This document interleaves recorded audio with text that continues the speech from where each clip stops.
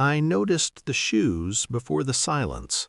2 pairs, leather, expensive, neither of them mine. They sat neatly inside the master suite, toes aligned like they belonged there, like they had always belonged there. I stood in the doorway, travel bag still cutting into my palm, and listened to the house breathe. No voices, no movement, just the low hum of a life continuing without me. I had returned a day early, no warning, no reason I needed to explain. My phone buzzed once, a message from my daughter-in-law, Cassandra.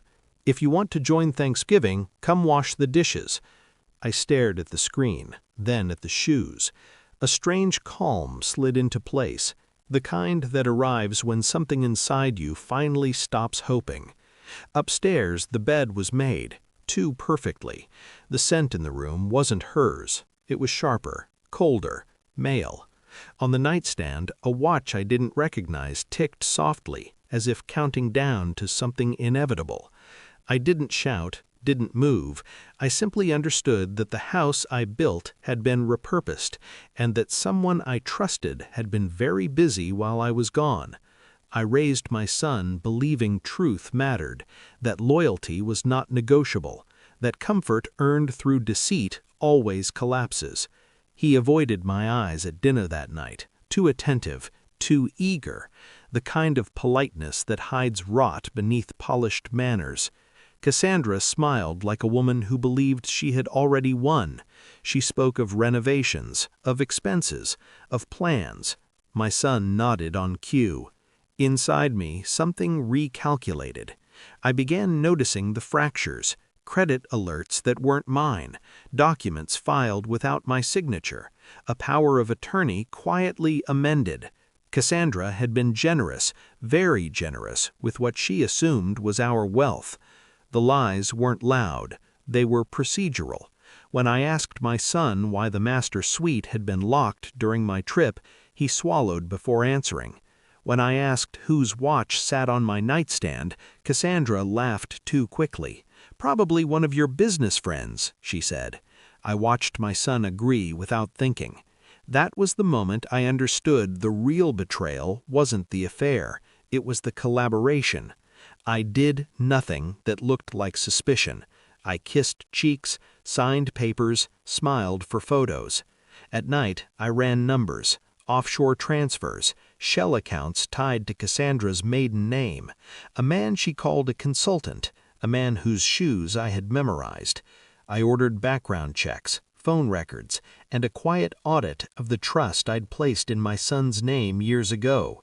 Every answer came back clean, too clean, so I widened the lens. I found the lover first, a financial parasite with a history of attaching himself to women who mistook confidence for competence. He had no idea whose house he'd been walking into.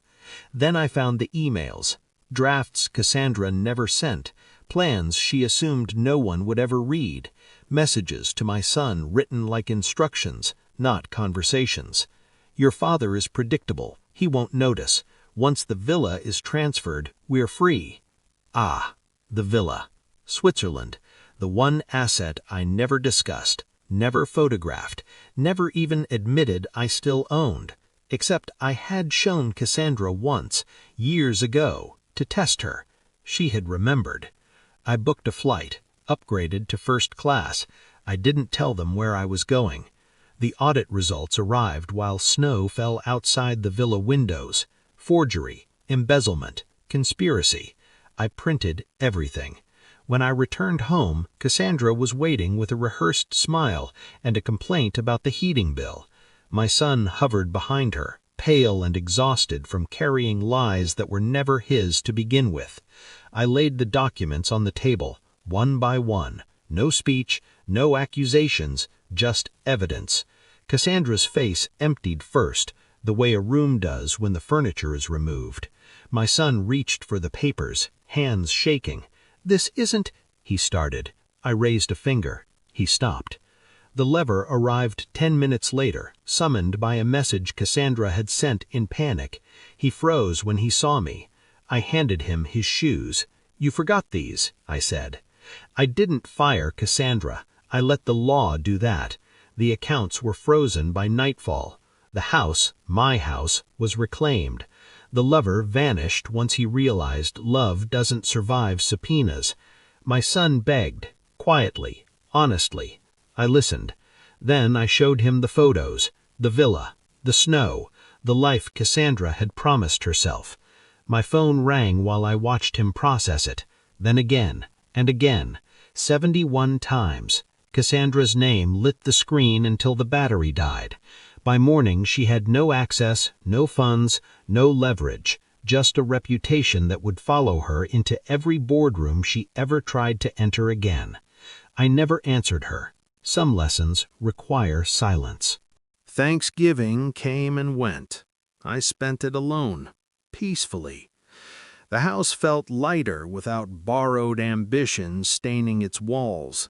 My son moved out shortly after, not because I told him to, but because guilt is a loud roommate. Sometimes I think about the shoes, how confidently they stood where they didn't belong.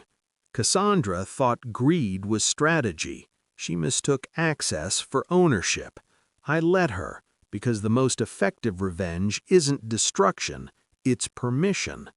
And when the phone finally stopped ringing, I realized I no longer needed to be heard. I had already taken everything that mattered back.